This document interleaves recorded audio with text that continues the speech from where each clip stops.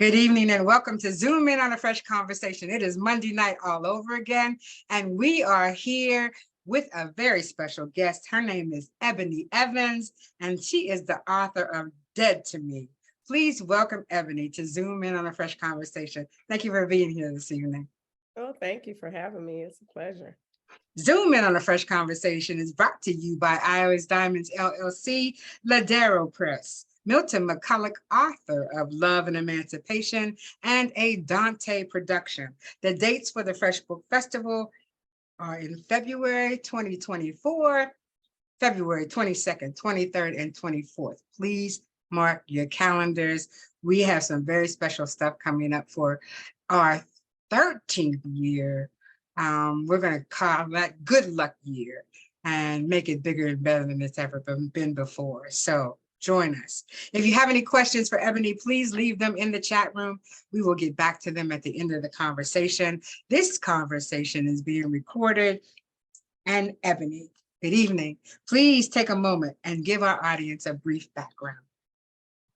Right. So my name is Ebony Evans, guys, and I am the president and founder of EyeCU Reading and Social Network. I'm also I'm an avid reader turned author, and I am a mom to a 16-year-old. I've been married for it'll be 23 years this year.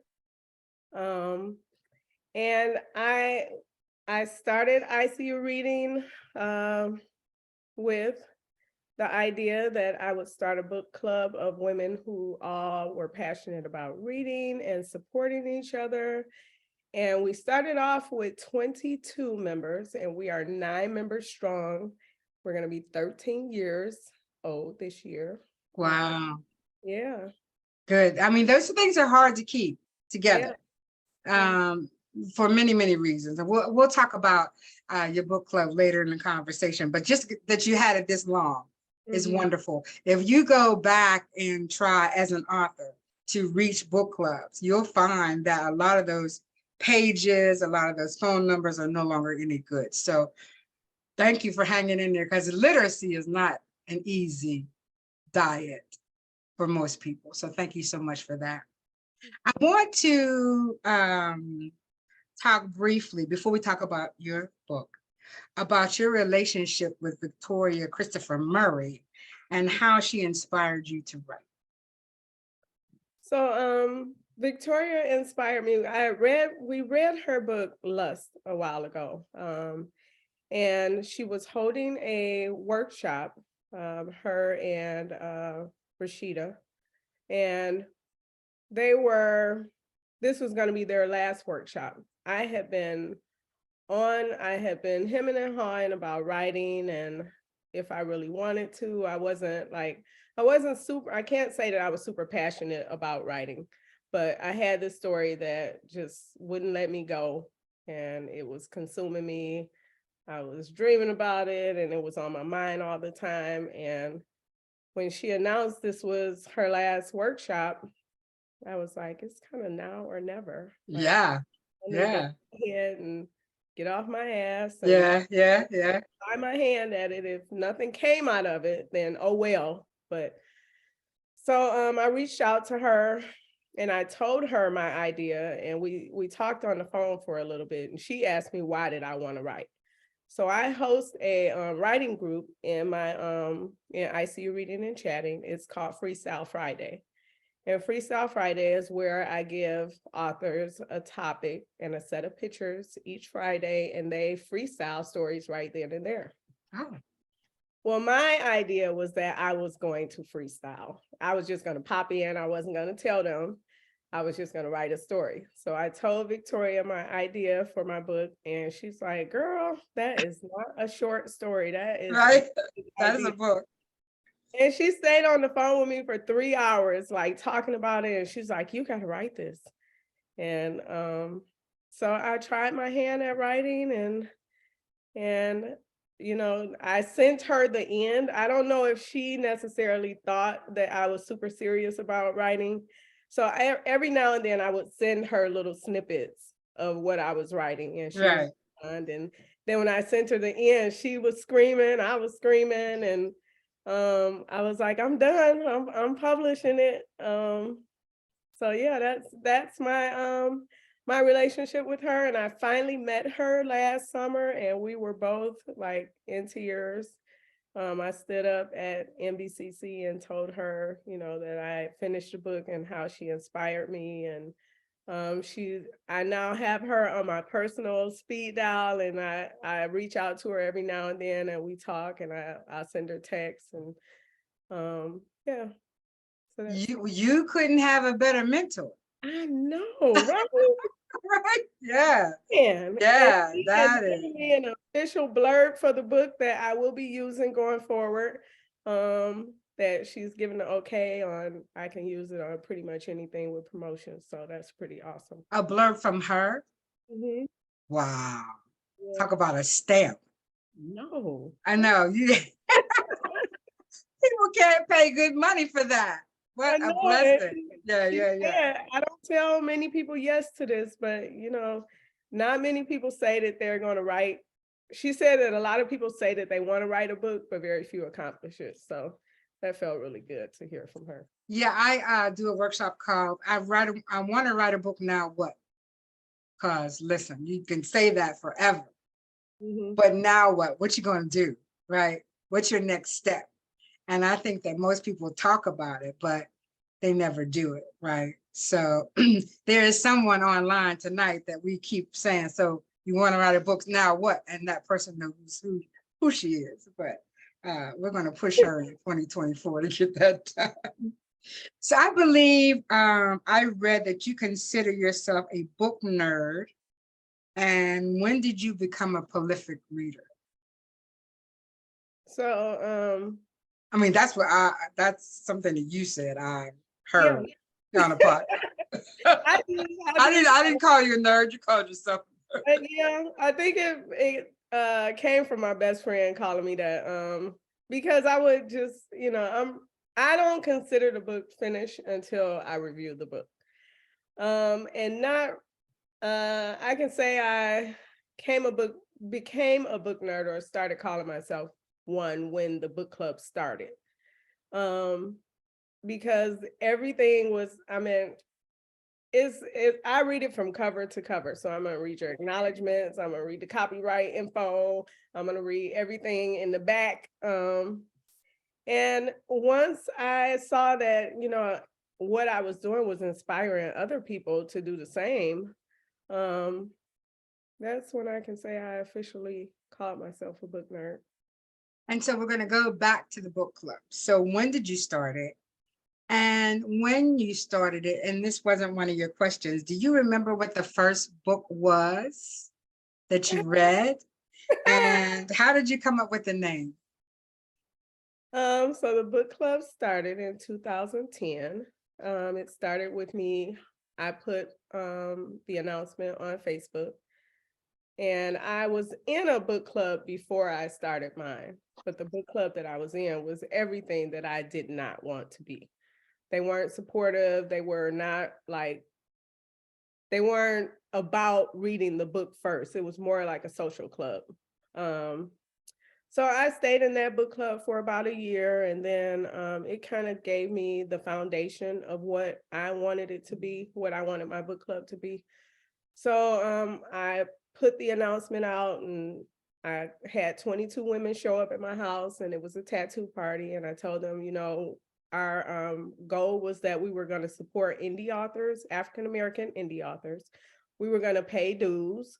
We were going to read the book. We were going to talk about the book. And if we don't finish the book, then you have to pay $10. So everybody pretty much finishes the book. My best friend who's on the call has never not finished a book. So in all of our 13 years, there's one other member aside from her who they always finish the book. We always review the book. So even if you're not present, you have to make sure that you review the book. That is your proof that you read it. Do you review it online or just in your book club? Oh, we review them we write reviews. So we write reviews on Amazon and Goodreads. And that was really attractive to a lot of authors. So in the beginning, we got flooded with authors wanting us to review their books. And some of us would do it, but we quickly got away from that because that was taken away. From the overall. Yes. So we didn't want them to be dictating what we were reading. Again, we were there for pleasure and for our passion for reading. And part of being a book club is we take turns selecting books. So Okay. we read a variety of things. So they know when I select the book, it's generally going to be something erotic. We know that when my best friend selects a book, it's going to be something with a happy ending. And Tam likes to pick the historical romance books. So we kind of read across the board, which is it gives us a nice change of pace.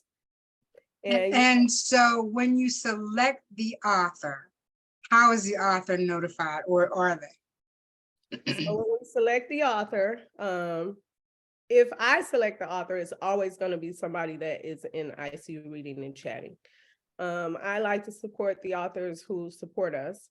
I inbox them and let them know that their book has been selected. So when they're selected by our book club, they automatically get 9 reviews. They're going to get, we do a live chat on the last Sunday of each month. We get together in person where we discuss the book the last Saturday of each month. I also ask the authors if they want to freestyle. So when they freestyle, they also, all of the authors who freestyle gets a chance to moderate our group for the weekend. But the author who we selected for the month, they get to moderate the group for the whole month. So they can promote, they can treat the group as if it's their own. They can talk to the readers. There's over 2,000 members in our group.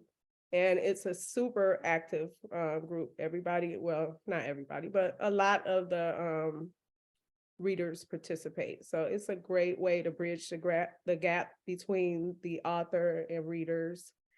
And then the authors also, they give away 5 free books. So it kind of grabs other readers to participate and read the book. And so they end up with more than 9 reviews, which is pretty awesome. So you're with these ladies every week. You also have every month. Yes. You have reviews on your books. And you never told them that you were writing a book. I didn't. So tell me who you did tell. So the best friend who's on the call, she knew. Victoria knew, my husband and my daughter. The story is super personal. So initially when I started writing for therapy. I didn't know if I was going to publish it or not. And I just didn't want the pressure of, when is the book going to be done and what is it about? And, I just needed to get it off of my chest and write my heart out. So that's what I did. And even when I'm so thankful that I tried to get my best friend and husband to read it when I would get really excited at parts. And I'm like, oh my God, I got to share this with you. Can you read this? And both of them turned me down. Oh. So thankful that they turned me down, because had they read it, I'm pretty sure that, it would have bred doubt. So, doubt in your mind? Yeah. Oh. Because my story was, so I don't know if you know that my dad was missing for 11 days, and it was all over Facebook, and it was it's trauma therapy. Yeah. So, it was really hard to write, and really hard to release, even when it was done, even when I had the cover, when the book was complete, I was still doubting it. So, I'm glad that they turned me down. And yeah. So when I told the book club, I sent them, we were at a meeting, and I sent them the synopsis. I texted to everybody's phone. So I sat here and watched them read it and watched their reaction, because I knew when they read the synopsis that they would know that it was my story. So yeah, I did not tell the book club, but when I told them, they were super excited. Tina did find out before everybody, before the entire book club, because she's an editor. So I used Tina to help me edit it. So yeah, she's one of the other people that knew before everybody else. And did you have to reach out to people who would read the book and know that that conversation was about them? Or did you fictionalize it to the point where that wasn't necessary? I fictionalized it and fantasized a whole lot of it. So much so that people who are really close to me was like, what is going on? Like it was really, and it was still hard. It was hard for me to write and not pull away from things that were true. But I fantasized a lot of it, but I did give some family members the courtesy of letting them know that it was getting ready to drop before it came out. And their reaction was, oh my God, I can't wait to read it. But even when they asked what it was about, I read them the synopsis. I told nothing. But I actually released it. I'm pretty sure that you're aware of this. So on Amazon, when you can order your author proofs, it takes 2 weeks. But so I put it up and made it go live, and I ordered a book as if I was just a customer, and it came the next day. But I left it up. I just didn't tell anybody that it was live. So a few people figured that out, and they ordered it before I had announced it. So some of the family members had read it before I announced that it was live. Now, did you have any naysayers? Or was everybody pretty much on board? No, yeah, everybody was pretty much on Yeah, board. my family was pretty much on board too. But I've talked to authors whose families say, everybody writes a book. No, everybody doesn't. Yeah. Yeah. No, I'm super thankful though for NBCC, because I had the story. The story was done by the time I went to NBCC. So my book club got to read it first before it was released. So I did change a lot of things based on the feedback that they had given me, and Okay. Angie had left her regards for not coming. So her Blacktop and F.R.E.S.H Williams, I changed some things based on the advice that they had given me. And how long did it take you to write it? And do you write in scenes, chapters? How is it that you write? I mean, a lot of people do the outline. I can't write like that, but tell me what your process is. I did. And who did you self-publish with? So that's 3 questions. How do you write? How long did it take you? And who do you self-publish with? It took me about a year to write it. I did write with the outline. So Victoria Christopher Murray suggested that we get some applications, and you fill out your character development that way. So like a McDonald's application. So I got the applications, and I got some Trader Joe's applications, and I filled out the applications, and kind of I would sit at night with my dad's obituary and pictures and music, and I would just cry, sit and cry. Oh, no. I was just writing things that I remembered. And then I just changed things as I went. But I know that they say don't edit as you go. I couldn't get away from that, because I had to keep telling myself, this is a story. You can write it however you want to write it. So yeah, it took me about a year in that. And I published with Amazon. Why? Why? Because I didn't really know any other way. Okay. Okay. And yeah, I didn't know that I had no idea that it was going to get the reception that it has gotten. And I'm so thankful when they say that God aligns everything and everything happens in divine order, Absolutely. EyeCU reading and chatting, I did not have to leave that bubble for anything that I needed for this book. I got my cover designer there, my editors were there, my proofreaders was there, my book club was there, Angie and Curtis and Joan Vassar and Tanisha Stewart, Octavia, like, so when I I also put up throughout, from time to time, I'll put up little blurbs of book ideas. And so one of the authors, Octavia Grant, she had been inboxing me saying, you need to stop giving away these ideas and write some stories. And then she said, well, if you ever write a story, here's some incentive. I'm going to pay for your cover. And I was like, okay. So when I finished, I sent her an inbox and said, I wrote the story. And she said, well, I got you on the cover. And I was like, really? So she paid for the cover. And I reached out to another author who her name is Aja. I love Aja's covers and I love all of her promotional material. And I asked her who did her cover. So she hooked me up with her cover designer, which is Sean D. Young. And my coworker took the picture. The picture of me was actually taken in front of a window in my house. And I told Sean what I wanted, and she sat on the phone with me and she arranged everything. She had the cover done in about an hour. And we kind of, we went back and tweaked the coloring and all of that. But yeah. What made you put yourself on the cover? It's your book. I mean, I get it, but yeah. I kept asking them, is that pain to do that? No. I first wanted my face to be blacked out, but I knew that I wanted my locket that I wear is my son. So the story, there's a part in the story that tells you about Ivory losing her son.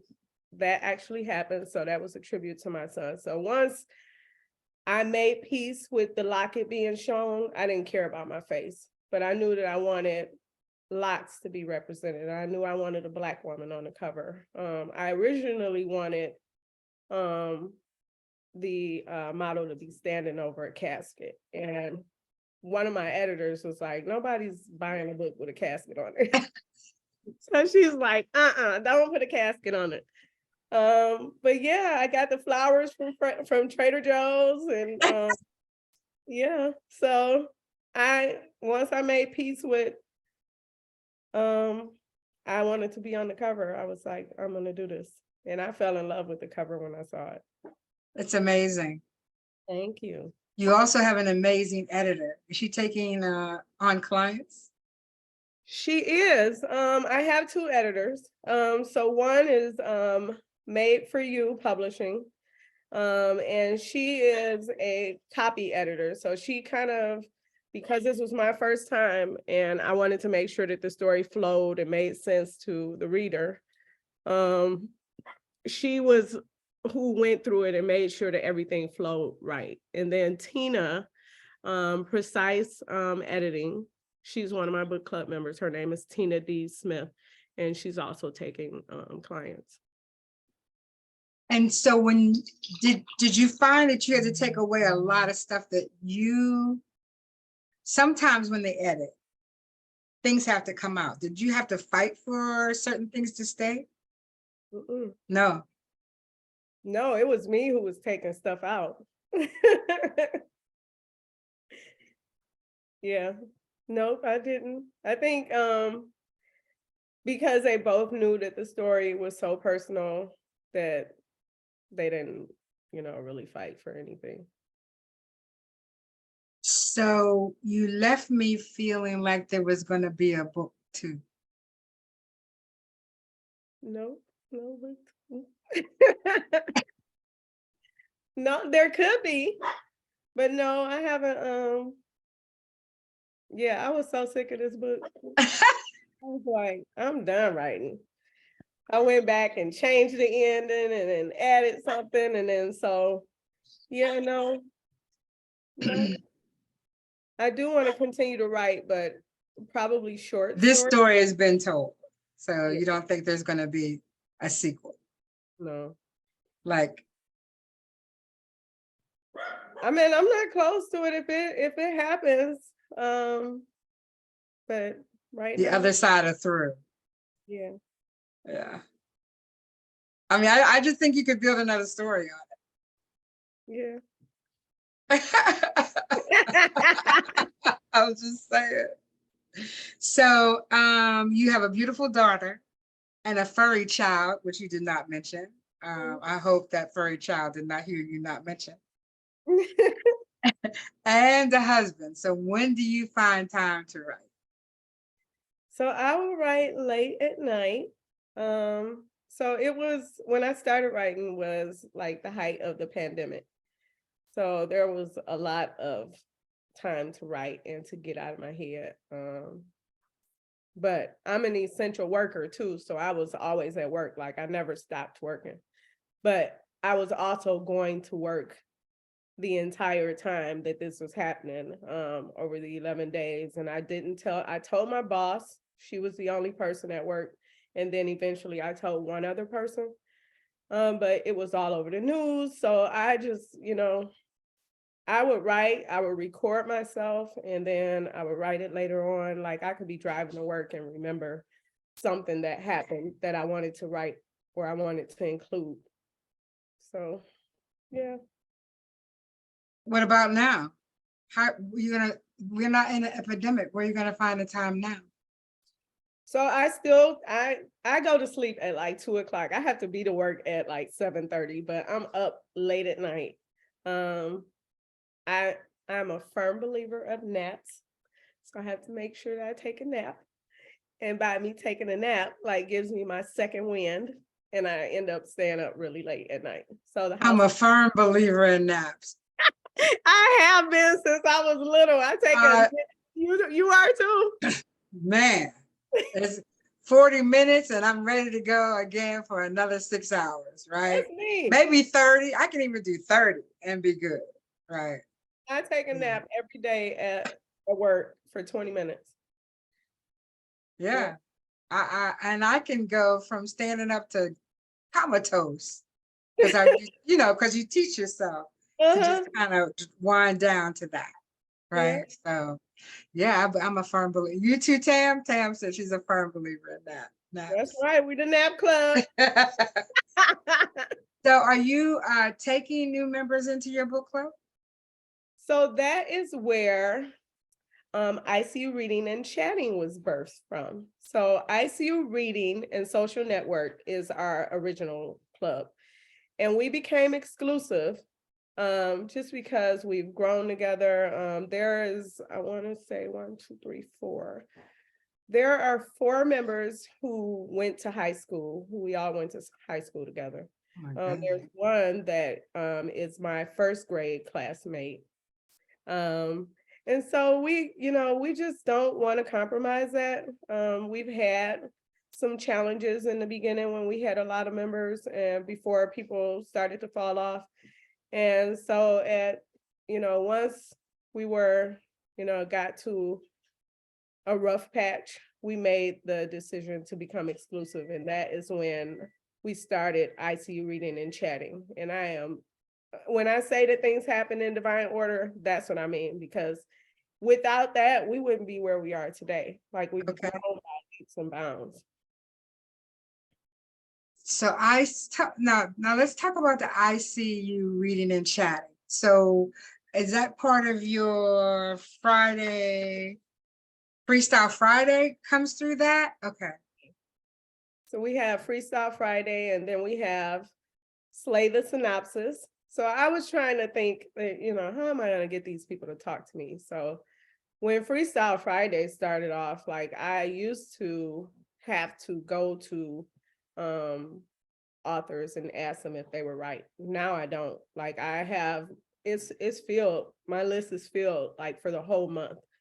And then I'll do at the end of the month something called Slay the Synopsis. So we have lots of authors who say that they hate to write their synopsis. We have lots of readers, surprisingly, say that they don't read synopsis. I don't understand. A lot of people don't read, or acknowledgements. They don't read any of it. They just like I it's can not get there. the acknowledgments. I still don't understand the synopsis, but so I will give them one picture and one title, and it challenges them to write the synopsis. So we have a lot of people that sign up for that. And then it also lets authors know that if you don't want to write your own synopsis, here's someone else who does.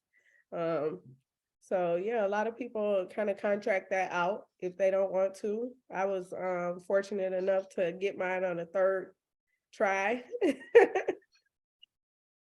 Because you didn't want to do your own? I was nervous to do it, but I did it. I mean, I wrote it and I sent it to like my husband and a few other authors, and they, would tell me if they thought that it was too much or if it wasn't enough. But yeah, I wrote it. Easiest part about writing your book? You think so? I'm asking you, what was the easiest part and what was the hardest part? The hardest part was just like, kind of reliving some of the things that in there. And every time I read it, I was reliving it.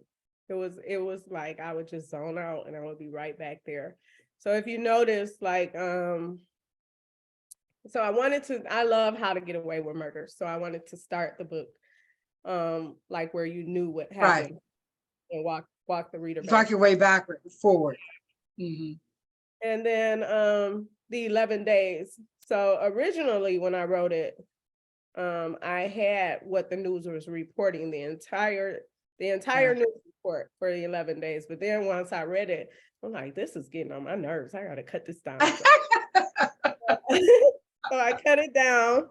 But it was just like reliving all of those scenes again. So that was really hard. But real good trauma therapy, I would think, for you. Because it had to be traumatic. It had to, I mean, yeah. Yeah. Yeah.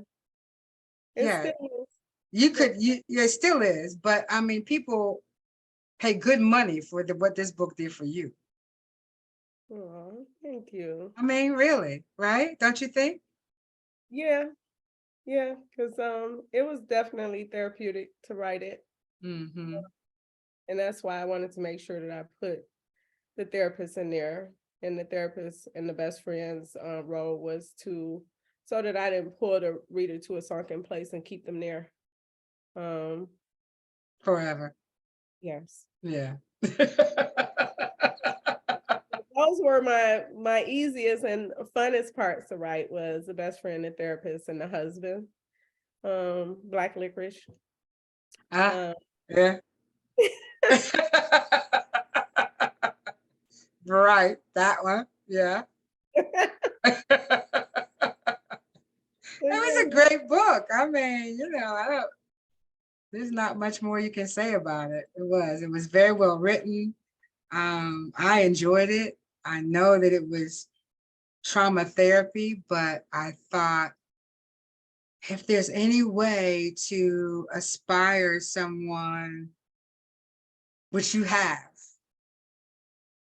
in many ways, to tell the story, no matter how painful it is, but tell the story, because what you went through, somebody else went through and didn't get a chance to tell the story. Mm-hmm. So you've told somebody else's story, but through your eyes. And so I thank you for that, because most people are not able to do it. So yeah, thank you for that. Anyway, if you have not read Dead to Me, I think it took me maybe 2 days, and that's because I went to the beach. But if I had not gone to the beach, I probably would have finished it in a day and a half. I enjoyed it tremendously. I guess I should write a review for you. I definitely will on Amazon. Yeah, on Amazon. And so is there anything, does anybody have any questions for Ebony? And thank you, Marlon, for the introduction. I appreciate, I don't know whether he's still on. Any questions? Please put them in the chat or unmute yourself. No? So anything else you'd like to share? before we go? Donna, I Yes. just want to say, I just want to co-sign what you said. If you haven't read the book, it is really a good book. I thoroughly Mm. enjoyed it. Even after seeing her and she didn't say a mumbling word, I walked past her 2 or 3 times. It was after we got back from, don't be laughing, we got back from MBCC that I found out, and I'm like, she was there. I saw her. But I thoroughly enjoyed the book. It makes you think, and then you have that sympathy for that person that's going through that. And that was before I knew that it was kind of autobiographical, because I didn't know that till after I went to the first book discussion with her about the book, that this was really her story. It was part of her story, Right. but you felt this person's pain, you know and as a daddy's girl, I was definitely feeling her pain. So it was a good book. And so again, like you said, if you haven't read it, it's the book worth reading. Yeah. Thank you so much for that, Mama Tony. And of course, your friend Marlon wants to know, how do you set the mood for the nasty scenes? He's so funny. Yes, he is. I love Marlon. What was this question? Let me see. Marlon, only you would ask her that question, but that's the question. Oh, that's the question. Yeah. Okay. So just to think of, I would never picture myself writing erotic, anything erotic, but just, to dig on, some experiences. Did you get that answer, Mr. Marlon? She's not going to tell you everything. That's what that means. Just because you can do it and I can do it, not everybody can. So yeah, I think erotic scenes are they're pretty easy for me and they're pretty easy for Marlon. But I think for most people, just that whole putting it all together can be difficult because you don't. Yes, I did. Marlon, I laugh out loud. Because even you don't want it to be systematic. Yeah. Right. So that's pretty much the hard part to writing erotica. So we ask everybody, top 3 books that inspired you to become an avid reader. Good question. Oh. That inspired me to become. So I was a real Zane fan before she started putting her name on, before she became a publisher. When she was just writing her own books, because I remember buying everything that had Zane's name on it, only to come to realize that, they weren't necessarily her books. So Zane, Sisters of APF, Invisible Life, Elin Harris, and Wahida Clark, Thugs and the Women Who Love Them, were the books that made me fall in love with reading. You really enjoyed Invisible Life. I did too. Yes, yeah. I bought everything he had. Did you, Mama Tony? Yeah, Elin was the man. Remember when Blockbuster used to sell books? I would go at Blockbuster, Borders, because remember the African American section was this big. This big. So you couldn't find the books everywhere. So I was going to all of those stores trying to buy everything that they had. There used to be a Walden's bookstore here. And I went in and I said to them, this is what you need to do. I'm going to let you know every time this man writes a book, and if you don't order but 1 copy, you're going to order a copy for me. So until they closed, they started ordering his books and more people were getting them. But I just went into, look, I don't have time to run all over town. I got a job. So when I know a book coming out, I'm going to ask you to order it. And when it comes in, get me. And so that's what I did. When Walden's closed, I was a sick child. I know. I think we have 1 bookstore now. And that's all because a lot of people like to do Kindle. I'm trying to get there, but I'm still not a Kindle person. Ebony, now that you've written a book, been through the process, do you read other books differently? I was always a reader where I'm kind of editing the book as I go. So I am highlighting anything that I see that's not in place. No, I can say that I'm studying people's writing more now.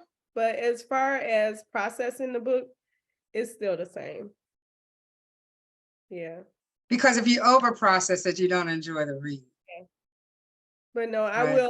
I will jump in the author's inbox and say, hey, you know, do you want some feedback? And generally they do.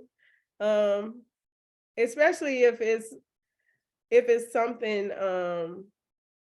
that has a lot of errors and I'm going to write a review on it. I say this book is too good for it to receive, you know, to have this, to be this poorly edited.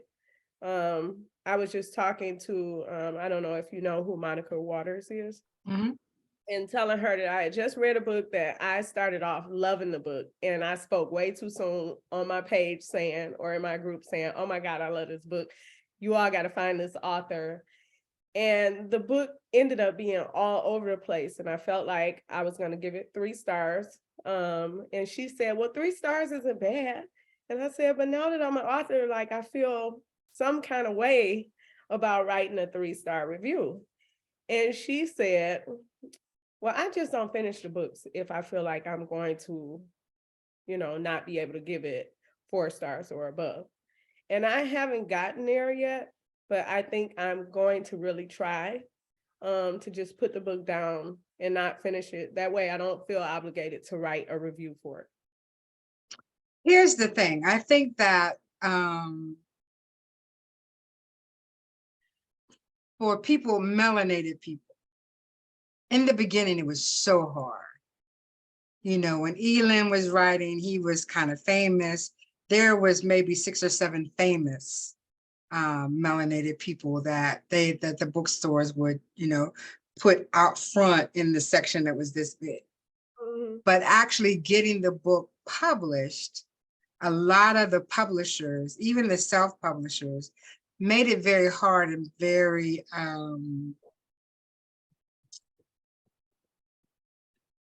costly for you to have a book published. And so I think that when you know, people would get to the point where they would write the book and then there was a certain cost for editing and they had used up whatever the funding they had, not knowing that editing is the most important thing, right? And so I try, you know, I try to give everybody kind of the benefit of the doubt. Okay, did you run out of money? And you can always do it again. You know, you can always bring out a second edition. So I just know how hard it is when your funds are not there and you really want to publish this novel or whatever it is that you wrote. So I kind of get what you're saying. You know what the time they put in and you don't want to give them 3 stars for just that reason. So I get it. I get it. Mama Tony, you were going to say something? I go ahead and give the 3 stars, but then I write to that author and I say, this is the reason these things need to be changed. Because I think if they look at it from that point of view and take it as constructive criticism, as opposed to me just not liking the book, it comes upon other. And when they do that rewrite and that second edition, you know, then it becomes better and they correct all of those mistakes. But yeah, I've given 3s, but then if I give you a 3, you're gonna get an even. I'm in your inbox then saying, okay, I've posted a review. It is not a 5. And I try to explain to them. Yeah. And that's Yeah, something easier. Like when I was just an avid reader, I was fine doing that. I have to tread lightly with doing that now as an author, because that's not going to be received well by everybody as an author coming to them saying, you need to change this, you need to change, or this is why I gave it. And that's where the struggle came in. If I even want to write that 3-star review, because we do have, like, the book business is super messy. I see some things on Facebook and on social media where people are kind of going in, putting in fake reviews, they're dragging each other. And I just don't ever want to find myself in that space. So that was where the struggle came in. Yeah, because now you kind of have a tribe, right?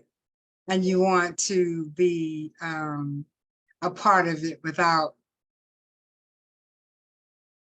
hurting anybody's feelings, right? For what they've done. I truly get it. I truly get it. Yeah, and I don't want anybody to be a part of being dragged anywhere on their work, and what they've done, because it's putting your story out, putting your story, my story, any other authors here, Marlon, Janice, is not for the faint at heart, right? Because somebody's going to write something about it that you may not like, but so you want to be as constructive as you can. No, I get it. I get it. Any other questions for Ebony? Anyway, I loved your book. I'm not going to drag you anyway. Thank you. I appreciate you. Don't forget that review, girl. Yeah, I'll do it. Okay, so at this point, we ask you for a pearl of wisdom. Do you have one for us tonight? Say it again. We ask all our authors for a pearl of wisdom.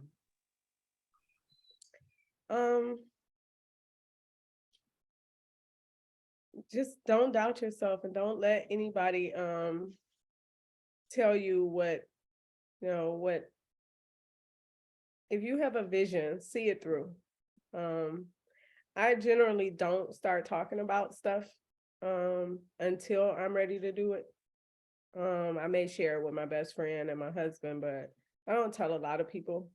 So don't let anybody talk you out of what your vision is, because I never would have saw our book club being as popular as it is, as big as it is, and as well known.